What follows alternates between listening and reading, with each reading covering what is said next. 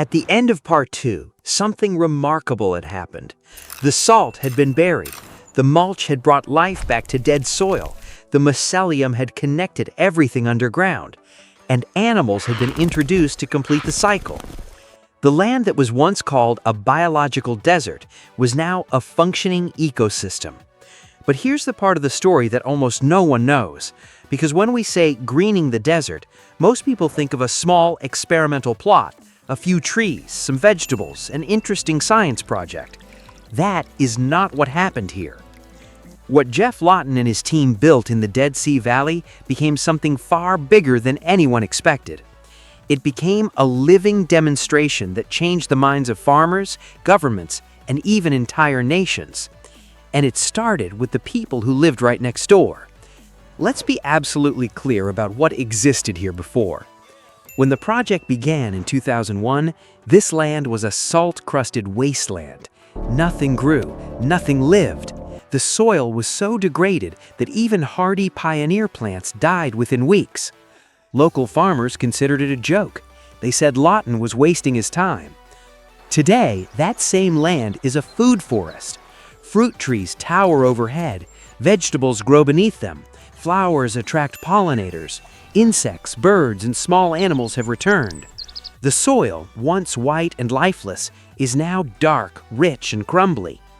And this transformation didn't take decades, it took years. Within 3 years, the first trees were producing fruit. Within 5 years, the canopy had closed, creating a microclimate that protected the soil from the brutal sun. Within 10 years, the project had become completely self-sustaining. But here's the shocking part. The Greening the Desert project wasn't just one site. It became a model that spread across the entire region. And the people who had once laughed, they became its biggest advocates. When the project first started, the local community in the Jordan Valley thought it was ridiculous.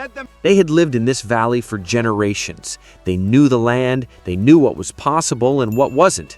And a food forest on salt-crusted soil? That wasn't possible. But as the trees grew and the soil improved, something changed. The farmers stopped laughing and started watching.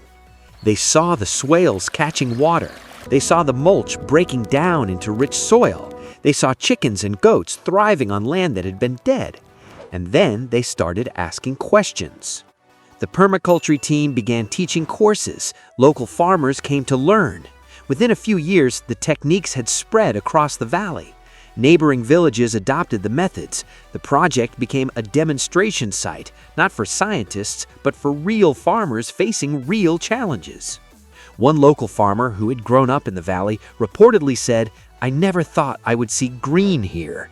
My grandfather told me this land was dead forever." He was wrong. By 2015, the project had become so influential that it won the Energy Globe Award for Jordan, a national recognition of its environmental impact. But the story didn't stop at the valley's edge, because something even more profound was happening. The techniques developed in Israel and Jordan were starting to spread across the world. The Greening the Desert project didn't stay in the Dead Sea Valley. The model, swales, mulch, mycelium, and animals, was proven. It worked on the deadest land on Earth, which meant it could work almost anywhere. The Permaculture Research Institute, led by Geoff Lawton, began teaching courses to students from all over the world. Interns came from 7 different countries to work on the site. They learned the techniques and took them home. Today, you can see the influence of this project in places like the Les Plateau in China, where an area the size of the Netherlands was restored from desert to green oasis. Projects across Africa, where similar soil regeneration techniques are being used to fight desertification. The Australian outback, where permaculture practitioners are restoring degraded farmland using the same principles. But here's what makes the Greening the Desert project truly special. It wasn't just about trees. It was about proving a philosophy. Geoff Lawton's core belief was that humans could be a positive force in the biosphere, that we don't have to destroy, that we can repair. And this project was the proof. But there's one more chapter to this story. one that ties the environmental success to something even bigger, something that nobody expected. The land that had been a symbol of desolation became a symbol of cooperation. Here's what most people don't know about the Dead Sea Valley. It doesn't belong to just one country. It sits on the border between Israel and Jordan. The land Lawton worked on is in Jordan, but the techniques he used, the swales, the water harvesting, the precision agriculture, were developed in Israel. And that created an unexpected opportunity. Because in this region, where politics are often tense, there was one thing everyone could agree on: the land needed to be saved. The Valley of Peace initiative, championed by Israeli President Shimon Peres, sought to use environmental projects as a bridge between Israel, Jordan, and the Palestinians. The idea was simple: when people work together to solve real problems, they stop fighting each other. The Greening the Desert project became part of this vision. It demonstrated that Israelis and Jordanians could cooperate, that the techniques developed in one country could benefit the other, that environmental restoration could be a path to peace. One permaculture practitioner described this work as a peace army, a force for healing that replaced the military approach with regeneration.